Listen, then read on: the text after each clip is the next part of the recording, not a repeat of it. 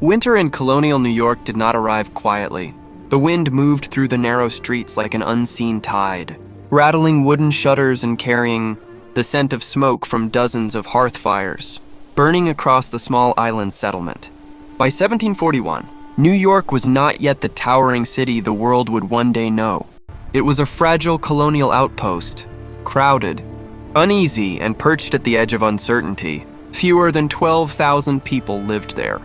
The town clung to the southern tip of Manhattan, its streets twisting between modest homes, taverns, docks, and warehouses. Ships arrived from across the Atlantic carrying goods, rumors, and diseases. Sailors, merchants, enslaved laborers, soldiers, and immigrants moved through the same muddy lanes, their lives overlapping in uneasy proximity. On the surface, it was a place of commerce and opportunity.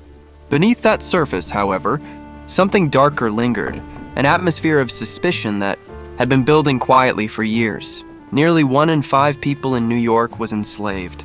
They worked in kitchens and workshops, hauled cargo along the waterfront, chopped firewood in winter, and labored in homes that stood only a few steps away from the city's wealthiest merchants. Unlike plantations in the southern colonies, slavery here existed in close quarters. The enslaved and the free shared the same streets, heard the same church bells, and sometimes even worked within the same walls. That proximity unsettled many of the colony's ruling class. Only a generation earlier, in 1712, an armed uprising by enslaved people had shaken the city. The rebellion had been small and swiftly crushed, but its memory lingered like a scar in the colonial imagination. Officials responded with harsher laws, tighter surveillance, and brutal punishments meant to discourage even the thought of resistance. Yet fear rarely disappears when suppressed. It waits. And by the early 1740s, New York was a city already primed for panic. The winter of 1741 was particularly bitter. Food supplies had tightened. Trade had slowed.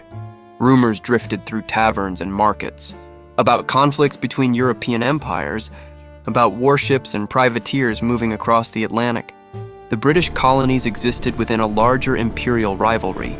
An anxiety about foreign enemies seeped into everyday conversation.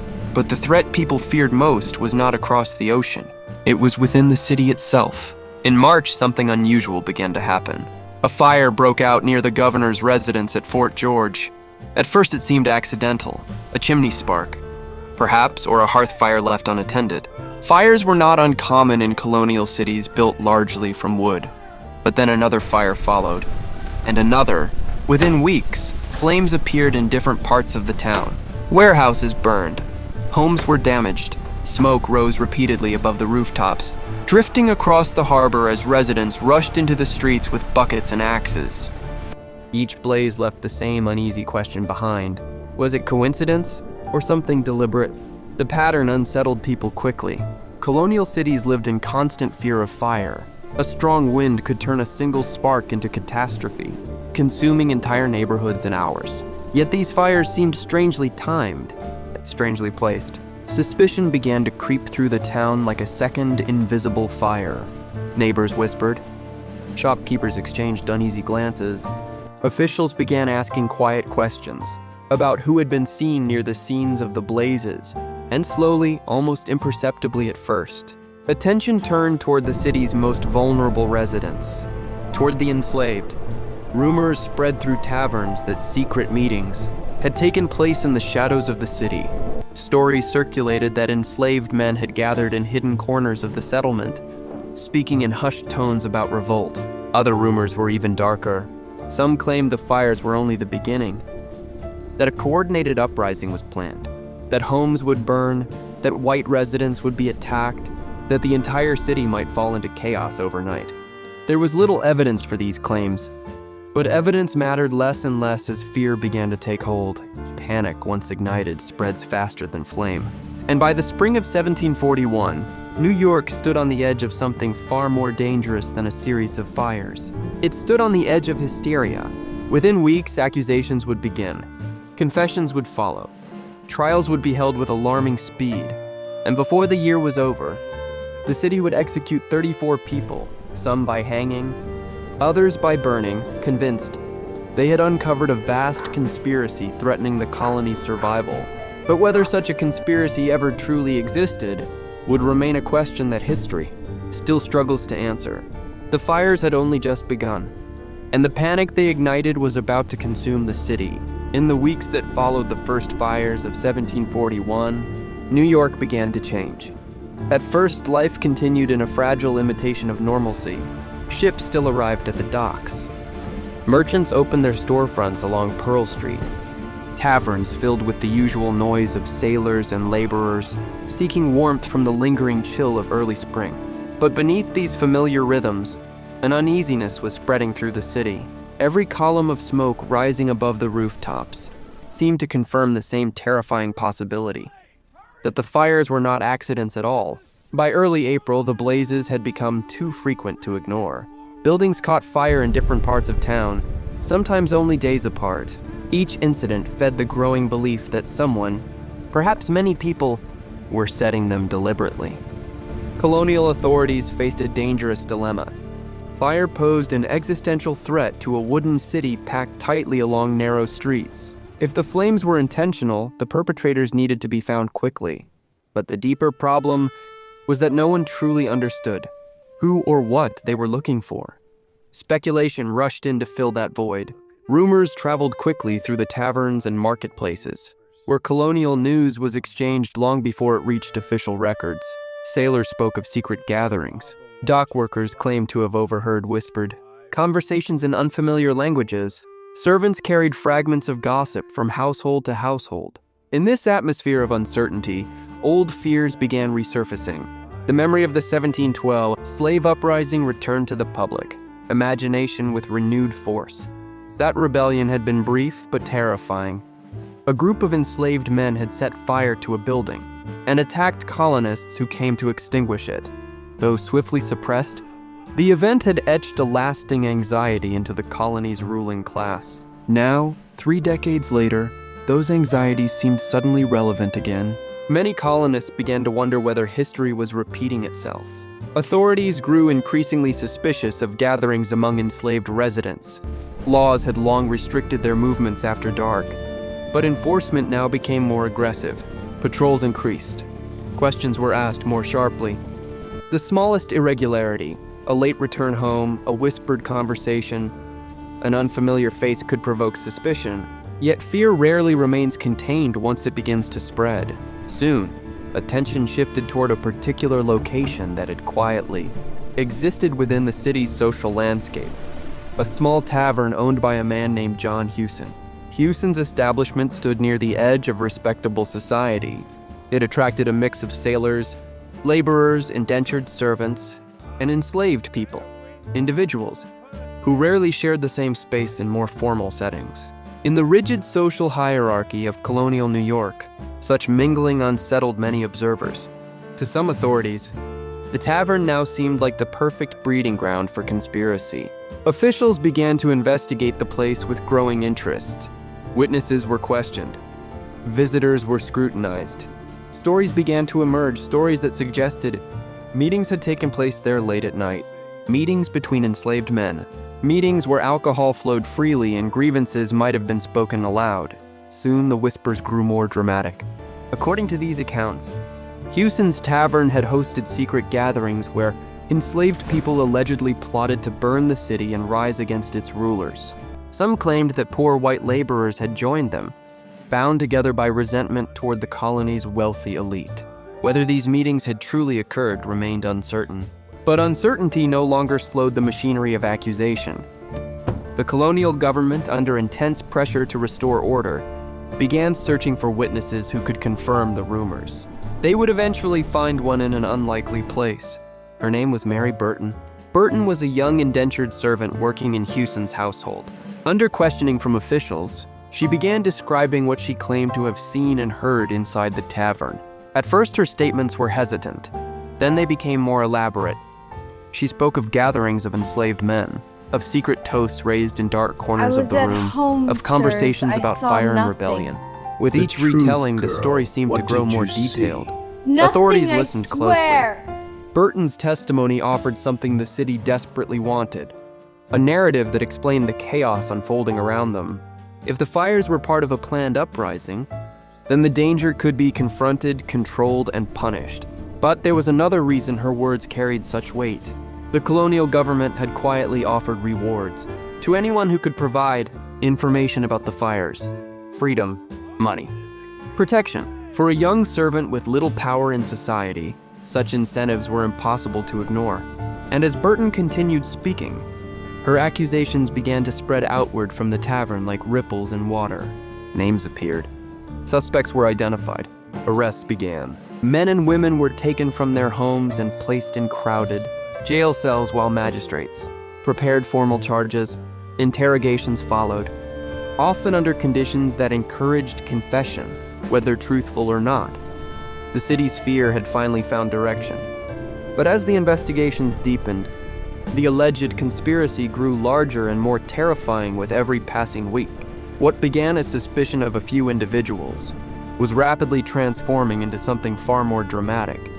The belief that New York was facing a vast, coordinated plot involving enslaved people, poor laborers, and possibly even foreign enemies.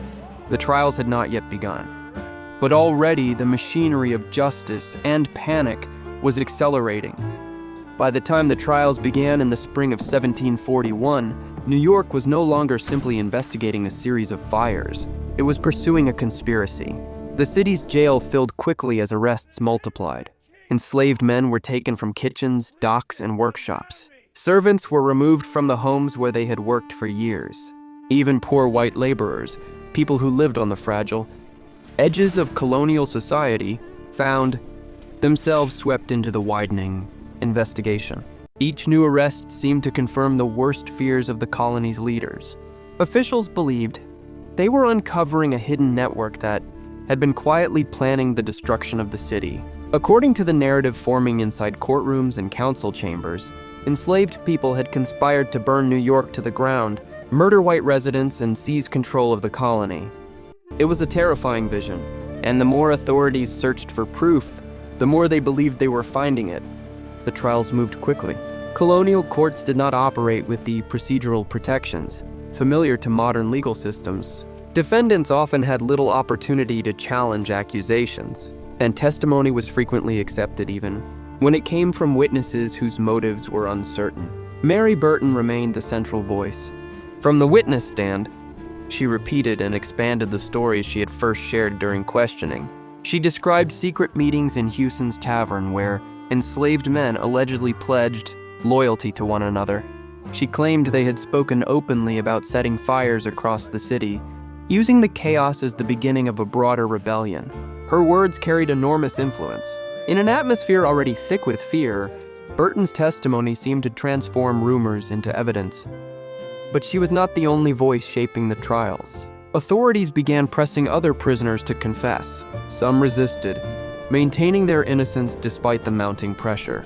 Others eventually gave statements that appeared to confirm the existence of the conspiracy, often after long periods of confinement or under the promise of leniency. Confessions once obtained created a chain reaction. Each one introduced new names. Each name led to new arrests. And with every additional suspect brought before the court, the alleged conspiracy seemed to expand further. Soon, the narrative had grown vast enough to terrify the entire city.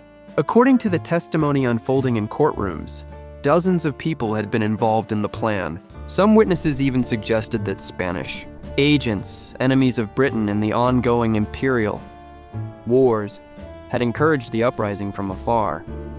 The idea was explosive. If true, it meant New York was not merely facing internal unrest, but an attack connected to the wider geopolitical struggles of the 18th century. In reality, the evidence remained thin, but panic has its own momentum. By May, the court had begun delivering sentences. The first executions were carried out by hanging. Crowds gathered to watch as condemned prisoners were led to the gallows. Public executions were meant to serve as warnings, a demonstration of the colony's determination to crush rebellion before it could begin. Yet the punishment soon became even more severe. Colonial law reserved one of its most brutal penalties for enslaved individuals convicted of rebellion: death by burning. In several cases, the sentence was carried out exactly as the law prescribed. Prisoners were tied to stakes and executed in full view of the public. flames rising slowly around them while crowds looked on in silence. The spectacle was intended to restore order through terror. Instead, it deepened the sense that the city had entered a moment of extraordinary crisis. More trials followed. More confessions appeared. Each verdict seemed to confirm the belief that New York had narrowly escaped destruction. But beneath the surface of the proceedings, something troubling lingered.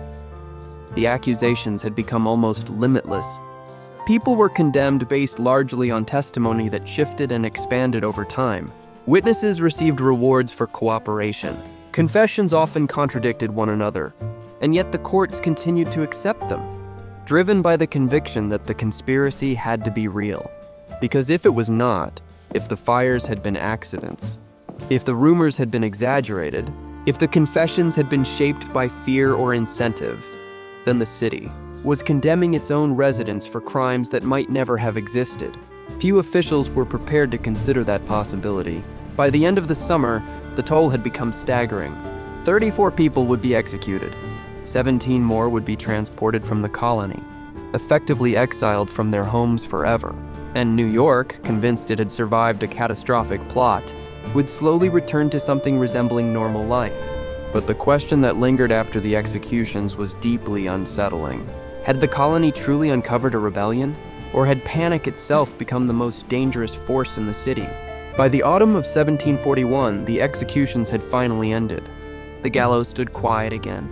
The fires that had once terrified the city had stopped appearing, and the tense energy that had gripped New York for months slowly began to fade. Ships continued to arrive at the harbor. Merchants reopened their businesses, and daily life returned to the narrow streets of the colonial town. But something had changed. 34 people had been executed. Many others had been imprisoned, exiled, or permanently marked by the accusations that had spread through the city like wildfire. Families had been broken apart. Entire lives had disappeared into the machinery of colonial justice, and yet the conspiracy that justified those punishments remained strangely difficult to define. At the time, many officials believed they had prevented a catastrophe. Court records described a vast plan in which enslaved men, poor laborers, and tavern keepers had allegedly conspired to burn New York and overthrow its social order. According to the narrative accepted by colonial authorities, the trials had uncovered a dangerous rebellion just before it could unfold. But even in 1741, not everyone was fully convinced. Some observers quietly questioned the reliability of the testimony used in the trials. Much of the evidence had come from witnesses who received rewards or promises of freedom for their cooperation. Confessions had been extracted under intense pressure. Names had been introduced and repeated until they hardened into accepted truth. In the months after the executions, those doubts remained largely unspoken. The colony preferred the comfort of believing that order had been restored and danger eliminated. But history has a way of returning to unresolved moments. In the centuries that followed, historians began examining the records of the 1741 trials with greater distance and caution. Court transcripts, letters, and official reports revealed a story far more complicated than the one New York's authorities had believed at the time. The fires themselves, for example, may never have been part of a coordinated plot at all. Colonial cities frequently experienced accidental fires, especially during dry, windy seasons when wooden buildings and open hearths filled every home. What appeared to be a pattern in the spring of 1741 may have been little more than coincidence amplified by fear. The testimony that shaped the trials also raised troubling questions. Mary Burton's statements grew more elaborate over time, expanding the alleged conspiracy with each retelling. Other witnesses offered accounts that contradicted one another or changed under questioning. Yet once the narrative of rebellion had taken hold, it became nearly impossible for authorities to abandon it. Fear had created its own logic. In that sense, the events of 1741 reveal something profound about the fragility of justice during moments of crisis. When societies feel threatened, the desire for certainty can overwhelm the careful search for truth. Rumor begins to carry the weight of evidence. Suspicion becomes indistinguishable from guilt, and panic begins to guide decisions that shape the lives of real people. The tragedy of the New York conspiracy trials lies not only in the executions themselves, but in the atmosphere that made them possible. A city already burdened by inequality, slavery, and political tension became convinced that it was under attack from within. Once that belief took hold, the machinery of fear moved quickly. Accusations multiplied, courts accelerated their judgments, and the line between protecting society and destroying innocent lives became dangerously thin. Today, the events of 1741 remain one of the most unsettling episodes in early American history. Unlike clear rebellions or documented conspiracies, the truth behind the fires and accusations may never be fully known. What remains certain is the human cost. 34 lives ended at the gallows or in flames. 17 others were forced into exile, disappearing from the city's records and from the lives they once knew. And New York, a small colonial town struggling to maintain order, left behind a stark lesson about the power of fear. Because sometimes the most destructive force in history is not rebellion, invasion, or fire. Sometimes it is the moment when a society becomes so afraid that it begins to see enemies everywhere. And once that moment arrives, the panic itself can become impossible to stop.